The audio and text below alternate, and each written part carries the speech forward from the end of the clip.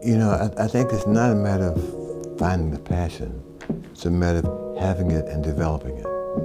Ultimately, everyone who wishes to be famous, or however you define that word, there's only a certain number of stars available in the music. There's other things they can do to help the music. They could be a good teacher. Some guy has to teach a young person how to do the saxophone lick that you heard on the record.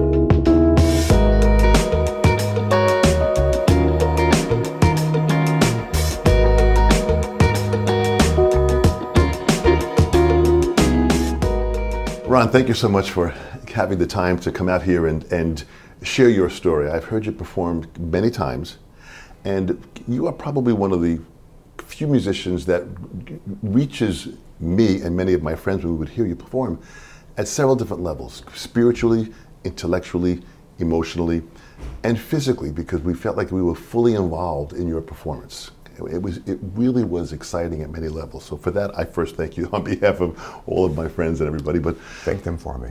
I sure will. I've heard you perform recently with Billy Cobham and Kenny Barron, and you just are still on the cutting edge of playing. So I got to ask you, if we can go back, where did music start for you, and how did it get involved in your life? Well, a teacher came into our school in Ferndale, Michigan, and had a table full of instruments, and she announces that she's going to start an orchestra. And here before you are these instruments of which you have any choice, and we'll make these instruments yours, and we'll make this orchestra happen. So somehow the cello seemed to be the most easiest for me to do what I thought was possible. And from then on, I've been a musician. What made you choose a cello? I have no idea. It just seemed like it was mine. It was aluminum, by the way. Aluminum cello? Absolutely. Do they still make those? Oh yeah, they're much more expensive now back then. Yeah. So did you start taking lessons on it? Absolutely, yeah. That was part of the deal. You could take it home if you could take lessons. Right. And my parents were eager to see if I was really interested and provide the financial background, financial backing to have us afford lessons. I'm from a large family. Yeah. And a brother and 6 sisters. And during those days, 1947, 48, there were difficult times for people in general. Yeah. And I had a paper route to help pay for my lessons and pay for books and stuff that I needed.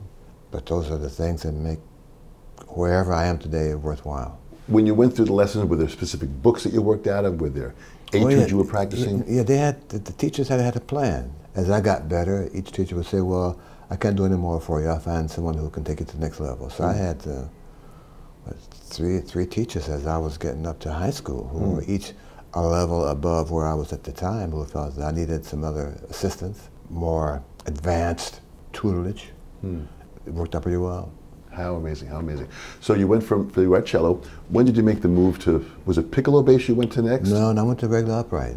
Oh, really? I went to high school in Detroit, Cass Tech, and as I was getting there my senior year in high school, which would be 1954 or so, I noticed that there was a call for orchestral kids from the school to perform at teas and various social functions. And I thought I played pretty well, but I never got the call as a cellist. And that didn't feel good. But I noticed that the bass player in the orchestra was graduating January of '54. And I knew if I played bass, then they'd have to call me. So I sold my cello and bought a bass, had some lessons, and I was a bass player in the band, in the orchestra. I've been playing bass since then. How amazing. So was this part of your professional beginning of playing music and being paid? Was this part of your career? Paid. Well, I guess the kids got paid. I never knew. I was never invited to those events. Yeah. I assumed whatever money was paid, it was a pittance for their talents were. But it wasn't the money. It had nothing to do with it. Yeah. I just thought I earned the right to be part of this group who went out to play at various functions. And I never got a reason why I wasn't chosen. Interesting. I didn't like it. So as your career started to grow, were there other musicians that you started to work with? Did that widen? Did your networking of meeting other musicians happen at that time? Well, at the time I was just learning the instrument, learning tunes. My neighbor would have these jobs at Wayne State University, the university in Detroit at the time. And the frat parties would be on the island, on Bobolink, a boat that would go up and down the river outside Detroit. Those were my first gigs, but again, it wasn't about the money. It was how can I learn this library, and how how do I learn these tunes quickly enough to be a part of this band where guys already know the tunes? You know, they're way ahead of me. But I figured out a process to help me memorize the library, and I can't remember, I think we didn't have a record player, so I couldn't listen to guys play them on records. I was trusting these guys on the gigs to be accurate enough and consistent enough to be able to play the melody twice the same way, so I could figure out what this part was called, and what was this part called, and what was that part called, and how do you get from, how do you maneuver all these sections of this tune, you know? Well, this is really, as we say, on-the-job training. Absolutely. It still is, by the way. So when did you start to connect with Miles and that group in the early 60s? After I graduated from high school, I went to college at Eastern School of Music in Rochester, New York. And in Rochester, there was a club called, or just on the outskirts, called the Ridgecrest Inn. At the time, the train trunk lines went from Canada to New York by way of Rochester or Syracuse or Utica, whatever those stops were. The bands would stop in Rochester on the way to New York. So I would, in the house band, I'd meet Ike Isaacs, the bass player with Carmen McRae, and I'd meet Sam Jones, who was working with somebody, and I would meet all these players, and I played with Sonny Stitt for the week as a house bass player, you know. Interesting. So I met these guys at the gigs in Rochester, and they assured me that New York always wanted a good bass player. I should try my luck in New York when I graduated. But that wasn't my interest. I still wanted to be a classical player. And what led you eventually into the jazz world? Well, I was told by a world-renowned orchestra conductor that the orchestra where he was conducting was not ready for African Americans. But what a different time that was, you know, in being able to have our direction sometimes directed for us as opposed to making our own free choice. Well, I'm not sure a whole lot's different, is it? Yeah, that's point well taken. You know, I get this question all the time, and I kind of have to be careful how I respond because it sounds like I'm really bitter, and then it's not that at all. Yeah. I have a right to be, but I've kind of got past that. But if you look at the pictures from the major orchestras, let's just take the top 10 orchestras. From 1959 up to today, there's not the growth of minorities in those orchestras has not grown according to the number of minorities going to these music colleges, keep turning them out. Yeah. You know, and I don't quite get why they keep turning them out with nowhere for them to play. You know? But that's another story for another time. Yeah. Absolutely, for sure. Well, you started, so you hooked up with, you met Miles, you joined Miles in '63? Well, he came, one of these package shows that were touring at the time was called Jazz for Moderns. This particular package show played at the Eastman Theater around 1959, my senior year in college. Again, they all came by train to New York by way of Rochester on this tour that had Maynard Ferguson's band, Dave Brubeck, Lemon Hendricks and Ross, and Miles's band. They were all part of this package show. Yeah. They had arranged for the bands to go from the theater right to the train station for the next train going to New York City. And somehow, whoever was supposed to take the Miles band to the train station either was late or never showed up. So the guy asked me, the producer was a friend of mine, asked me, could I take Miles to the train station? I said, yeah. So we got in my little 1950 Ford, me, him, I think Philly Joe Jones, and drove to the train station downtown, and that was good night, you know. And Philly Joe, you have, what memories do you have of Philly Joe? None. Really? 1959, man, I'm a little past that memory zone right now, so yeah. I have none at all. I remember I was in my car, I drove him to the train station, and came back to school for the next class I had. So I have no memory of those meetings other than knowing I met them first there then. How interesting. Did you? So you joined the band, and you've got. I joined the band April 1963. And Herbie Hancock's in the band. Wayne Shorter. Herbie got in the band. We did a tour, a 6-week tour of the West Coast, basically, with George Coleman playing tenor, Harold Mabin playing piano, Frank Strozier playing alto, and Miles, me and Jimmy Cobb. That was a West Coast band. Yeah. And when the tour was over, we came back to New York. Miles hired Herbie and hired Tony. Jimmy Cobb was filling in until his tour with Montgomery opened up after this tour was over. Yeah. So the Miles band was officially formed after we came back from California. And maybe a year later or so, Wayne joined the band. That was the final band. Interesting, interesting, interesting. Well, you mentioned Wes Montgomery. You had performed with Wes. I only made one gig with him. They're all records I made with him. Oh, interesting, really. Yeah. And what was it like doing the recordings at that time? Very efficient. Really? They had no rehearsal. They had good gear. Yeah. The musicians brought in their music, little parts written out. We have rehearsed on the spot, rehearse the tune, record it. Rehearse the tune, record it.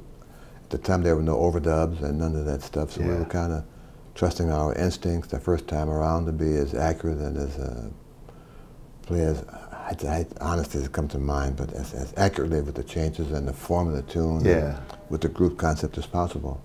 Those kind of things didn't happen until much more, 10 years later to be really effective.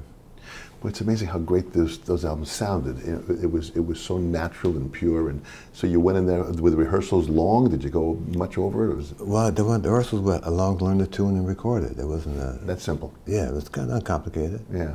I wish it was that way now. Well, you know, people have bigger budgets, better gear to manipulate the information that's coming out to your ear finally. Yeah. And all that takes time, it takes concept, it takes tools, and it takes money. Yeah, yeah. The jazz community never had the luxury of having a budget that would allow them to record for 2 weeks. It's all in and out for the same day. I made a lot of records, man, that were all in the same day. Recorded the same day, you went down all the tunes and just did it, Yeah. We had no time, I mean no extra time. Yeah. You had just enough time from, you work 9 to 1 and 2 to 5. In this space of time, you'd make a record. But your playing is always at a high level. How do you maintain that proficiency and accuracy and skill? Well, I have a standard that I'm responsible for in my performance. I think one of the things my father instilled in me was that you have a level that you establish, you have to maintain that level, whatever that takes. And I've kind of adhered to that philosophy. Yeah. Even in my performance level, if not matching and surpassing the night before, or the set before, or the tune before, or the chorus before, because I'm responsible for that kind of output from the instrument. But what an incredible personal constitution that you have for that. That's part of the job.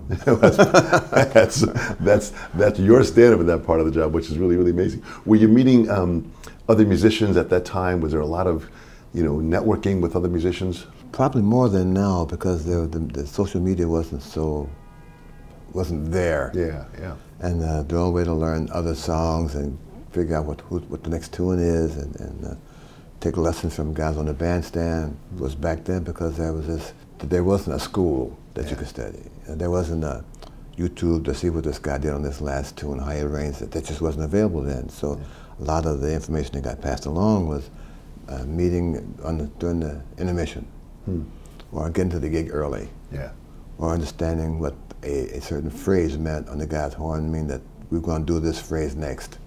A really communal school, like it's kind of like homeschooling would probably be.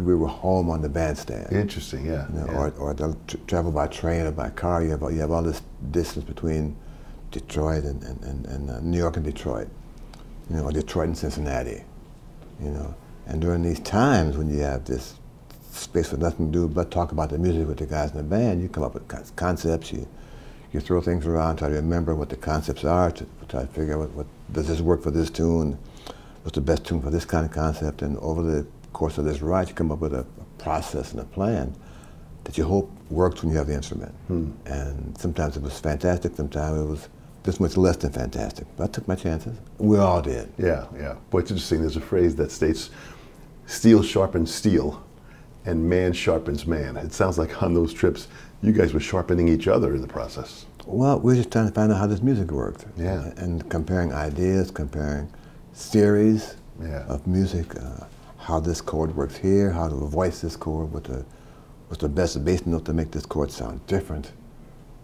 Just details that we can't get then, because there was only these guys who knew this information.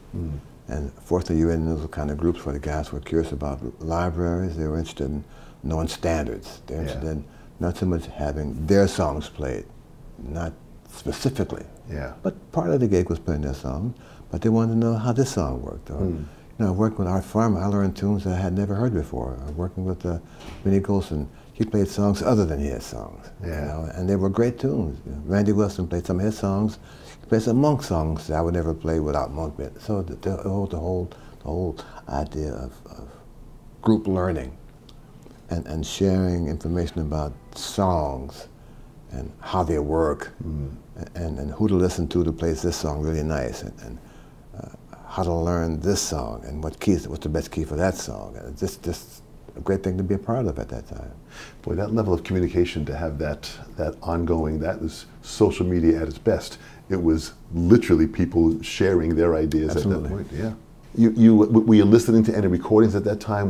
Was it? First, I didn't have the time. I was kind of busy because there were always groups playing in New York, and at the time they had 2 bands a night, opening band and the second band, and they would alternate 3 sets a night. Yeah.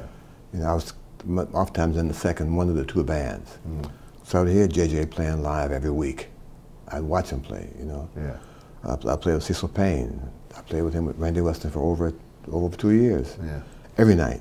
And so that was my record listening session, was hearing those guys live. Yeah. Was there a time where you started to focus on your sound? Because you have a very unique sound in the way you play. And I noticed when you would perform, you wanted your amp up at a certain level that you could hear it, so you could hear your sound, ear length of what you did. And was that something that you were consciously working on?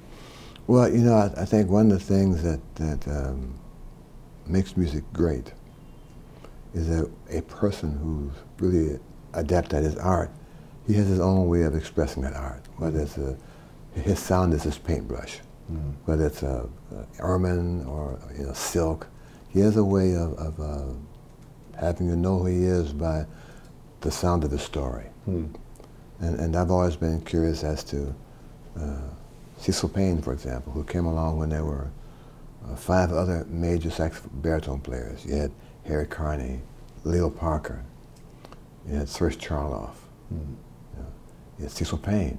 Yeah. Pepper Adams, they all had the same horn, but they played completely different. Yeah. And that was always, that just fascinated me. How's this? Or piano players. You take 5 piano players play the same piano and they bring their own sound to the piano. That just, to this day, fascinates me. Yeah. Somehow I stumbled on a sound that I thought I'd like to have control of and be able to produce it as often as I needed it. And I decided this sound, wherever this is ultimately defined as, would be the sound that I'd aim for whenever my bass came out of that case. And I'm still working at it. You know, you stayed with acoustic bass. Did you ever go to electric bass? Well, yeah, I did some dates with some big names and some commercial music. But understanding what it would take to make myself as proficient on the electric bass as I was aiming for the upright, it just wasn't possible. Yeah. And there were guys who were already advancing the instrument. They always had an idea of what it could do, you know. They were either converted guitar players or just happened to pick up to something somewhere else and they said, well, let me try this out. You know, their curiosity. Yeah. But they're already developing intervals and tunes and gear and different pickups and different pedals. Yes. And then to compete with those guys with the time they had, I had no chance of being to their level. You know, it would mean to try to get to where they were already, that stopped doing the upright, and that just wasn't part of the problem. That just wasn't possible. So I gave my bass to my son, and I'm trying to learn how to play this guy all night now. I haven't played electric bass, man, in 35 years or more. How amazing. Yeah. Yeah. Was there a bass player that you were looking up to, or were there any mentors that you had that you were looking up to that you were learning from at that time? And not on bass. I just somehow that just wasn't part of my learning curve. Yeah. I watched J.J. Johnson play the trombone, and how far he went past the bell was only this far. He went this far from the bell once a night. and Cecil Payne, who was able to make his sound on the baritone a Cecil Payne sound, not a Pepper Adams sound. Interesting. Or not Harry Carney's sound. Yeah. Or not the bebop of Leo Parker. He just had his sound with the same horn, and to this day, that's still a very fascinating event to me, you know. I'd like to figure out how they're able to do that with the same horns, with their own personality and their own sound of their notes. It's just a great concept that one day I'd like to sit down and figure out just why is that possible. That's pretty amazing how observant you are in all the musicians that you've played with, that it sounds like you've kind of pulled information from all of them. Well, every night's a school for me. I mean, they play well, they know songs, they know how to work the changes. They know what intonation is. Yeah. They know how to start a solo. They know how to end a solo. I mean, that's free. Yeah. I mean, I'm getting paid to do that, but it's still the education itself, that process, is free every night. Yeah. All I gotta do is be there and pay attention. It's not complicated. But the open mind that it takes for you to even say every night was a school for you. I mean, that means you have the willingness to want to take in these ideas. That's a very unique personality that's needed. I can't imagine guys wouldn't want to do that. I mean, how else can it get better? Yeah. I mean, the music is going like this every night, man. Yeah. Ideas are changing, personalities are changing, the library is changing. Yeah. You know, the world is changing, the hands are changing, the instruments are changing, the gear is changing. How could they not want to go into an environment nightly and have a chance to not just experiment on their own, but talk with other guys who are also experimenting at the same time, Right. and compare notes literally. Yeah. How could they not want to do that, man? I can't imagine musicians who are so self-contained that he can survive this industry and not go to a set a night, whether it's his or someone else's, and come away with something that hadn't occurred to him. I just can't imagine there's somebody like that, man. Yeah. Interesting. With you've done much teaching in your life. Are there any young players that you see have that ingredient that can bring them now into this new world of jazz? I'll tell you 2 years from now. I want to be in this chair, and I want to hear that, Ron. I'll give it to you, too. Now, you are still traveling at a pretty intense pace. Yeah. How do you maintain the business side? You know, there's a lot of the young kids that are watching this here, they don't know how to organize themselves. They don't understand sometimes just the skill that it takes to organize dates and bookings and be on schedule. How do you organize yourself with all these dates that you're doing? Well, you know, they got three things here, I think. One is understanding what responsibility is. Two, understand that you are the responsible person. Whoever else is working for you, you ultimately are the guy. The buck stops there. Yeah. And number three, watching how guys handle their business. I mean, I've been on a lot of bands, and I watched, for example, how guys program the songs and how they are willing to change the song for the mood of the house for the moment.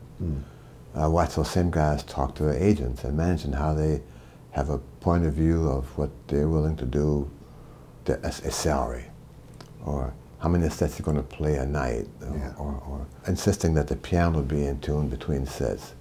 Those kind of details from these older guys when I was coming up, that was part of the process. Yeah. You know, I know guys, musicians who, if the piano wasn't what they had asked for, they wouldn't play the gig or make the club owners bring in that piano that they asked for in the contract right away. Yeah. To establish a level of performance. They're getting hired to perform to a certain level, either due to their reputation or a big record or their background. And they want the tools that it takes to make them able to perform to the level with which they are accustomed and in fact being paid for it. Yeah. Well, the only way to get that is insisting that you have an environment as best as you can control, available to allow you to play as good as you can play. And I think the young guys have been so involved in being leaders that they haven't stopped and stepped aside from that to be a really good sideman. Yeah. And understand how the process is working. Watch the guy confirm hotel reservations or the flight schedule. Yeah. And that's not a lot to do, you know. Yeah, yeah. And it seems to me that with social media and the computer access to airline schedules, flights, and trains and hotels, there's really nothing to do except sit down and do like this, you know. I do like this. But that's hard. That's a very simple project. Yeah, and I think they get so caught up in the TV version of a musician that they forget that when the TV is off, that guy goes home and does something else. This is full time here. Yeah. You know? I had overheard you talking with some of the students at the Art of the Rhythm Session retreat that we did with Billy Cobham about what you look for out of a drummer, what you listen for from the drum set. There were specific sounds that you liked. Can you talk about that a little? Well, you know, I hope that the drummer trusts my judgment when I ask him to do A, B, or C. You know, and some drummers are determined that their way of playing the drums is the only way to play the drums. So you can't exchange conversation with them. You can't exchange ideas. They don't really want to hear anything but what they already know and what they're okay. Yeah. But I'm talking about the person who is open to other ways to make the combination of bass and drums work. Yeah. And one of the things I think drummers missed on Tony Williams, who did get a chance to see him, was how willingly he asked questions about music. He would ask Herbie, just play this chord again. How did you make these notes, this voicing, make this chord sound? He took a year off and just studied composition, arranging and composition to some guy in California. Yeah. You know? He'd ask me to write the changes out to this tune so I could see how it looks on paper. I think they missed part of his genius. Yeah. Playing the drums was part of him being curious about how music physically works. Yeah. You know? Or I would say, Tony, that bass drum is kind of, the sound is really kind of long and it's kind of wiping out all these notes below this note on my bass. If you can either deaden the sound, use a softer beater, or don't just beat that drum up like that, I have a better chance. And he didn't mind that help. Interesting. He wanted to know how can he make the band be more fluid in whatever they had in mind. And if the bass drum was part of the issue that made that not so easily attainable on a nightly basis, he was willing to make sure that he was comfortable enough to do whatever was necessary to make it work. They had certain symbols that he liked, you know, but one of them had an overtone that was kind of like F sharp. Yeah. And it just wiped out all my D-string notes. So I said, Tony, this symbol is killing this string. And he said, well, I'll find another one. And it wasn't, I didn't say or else. Yeah, yeah. We didn't say I can't afford it. I mean, it was all about how can the drum be a true companion of the bass player? And how can I make my instrument blend in best with the drums? And I listened to it and said, what do you think, Tony? He said, well, if you play down here on this part of the melody, or if you play this figure an octave higher or lower, it's great, let's try that out. And I think that kind of comfortable exchange of information, I think I don't see that much today. You know? Sounds like there were two words that were involved in what you just said. There was incredible respect for each other, and then there was trust. It seems like there was a very, very deep trust in the musicians with the band as you played with them. Well, I can't say you could play music and not have either one of those. Yeah. Both of them, preferably. Yeah, yeah. And you got a song that's going to last 15, 20 minutes, you need to have something other than notes to make it work. Yeah. You know? Well, how powerful. And Tony was very young at the time. How was it? I mean, he seemed very mature for his age at that time. Well, because he was underage. At the time, they were really strict about who could walk into a bar. Yeah. You know, I think most states was 21, and he was like 18, 19. The band had to establish a guardian for Tony. That if this guardian in the band wasn't in the club, Tony couldn't go in there. Interesting. And I was the guardian. You were the guy. If I didn't go in, he couldn't go in. Yeah. When I left, he had to leave.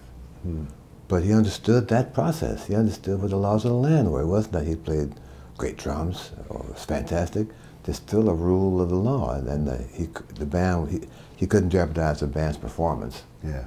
Because he insisted on doing something that he thought was necessary for him to do. Yeah. You know? But again, he was really mature. He understood way beyond his years how important things were, and didn't mind changing his point of view to make the things work better.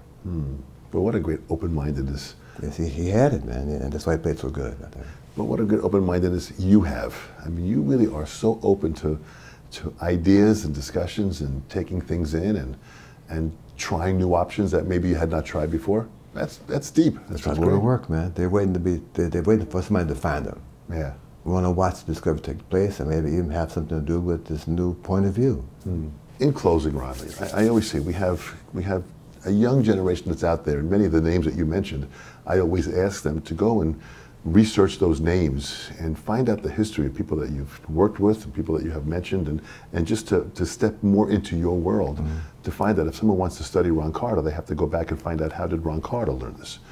And with this young generation, what would you say to them as they have their hopes and dreams to play music, any kind of music, or maybe even specifically jazz? What would you say to them that would give them the hope to find that passion and drive it to their dream? You know, I think it's not a matter of finding the passion. It's a matter of having it and developing it. Ultimately, everyone who wishes to be famous, or however you define that word, Right. or be a star, you know, there's only a certain number of stars available in the music. Yeah. There's only a certain number of big name stars who can work in clubs in New York, for example. We're in New York right now. Yeah.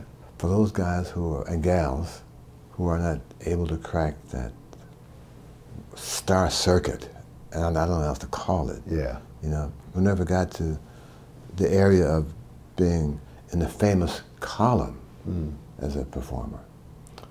There's other things they can do to help the music. They could be a good teacher. Yeah. They could be a composer. They could write reviews in newspapers. They could be a historian. Everybody can't play, no matter how much they desire to play. Yeah, yeah. Someone has to do the other work. Someone has to catalog the music. Someone has to be the mind for digging up information on this guy and cataloging his life over here.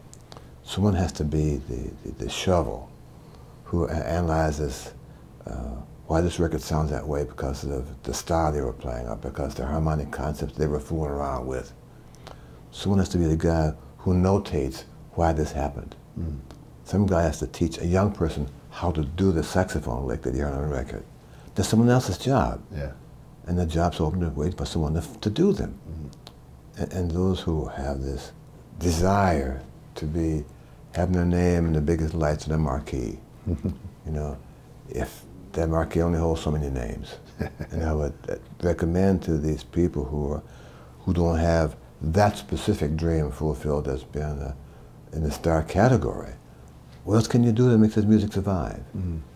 Playing is not in the cards for you for whatever reasons. Yeah. Maybe they don't play really that good.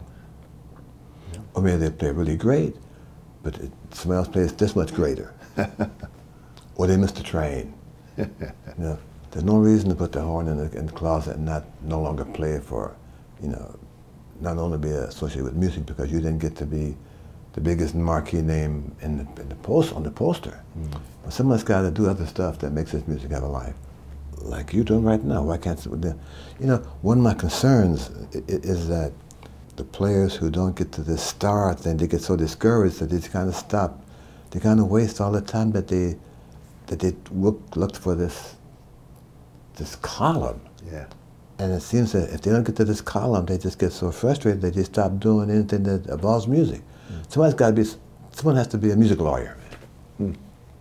Who's going to do that? Who's going to protect the rights of these guys who they love? Yeah. Who's going to research who owns the copyright? Who's going to research setting up a publishing company? Who's going to research an accountant who tells these guys over here how to file income taxes? Somebody's got to do that. And these small things over here make this guy be able to play better because he's not worried about this so much anymore. Yeah. That doesn't mean he has no respect for this guy over here, the accountant, or this guy's so envious of this guy. That's what the world works around, this exchange and this idea that this compassion, that if you don't get the best shoes, you can walk around barefoot or wear sandals. I mean, I don't get that. Yeah. And it's not necessary. Yeah. Boy, it sounds very, very profound. You know, it's amazing because as I sit and listen to you, I am now a better person from just hearing your words. When I hear your music, I find I am a better person just because your music, when you play, just, again, reaches me spiritually, physically, emotionally, and intellectually. And you continue to do that at a high level. And I wish you the best in your travels to continue doing this because, Ron, you are the best. Thank you so much. Thank you. Nice to see you. Thank you so much. Bye.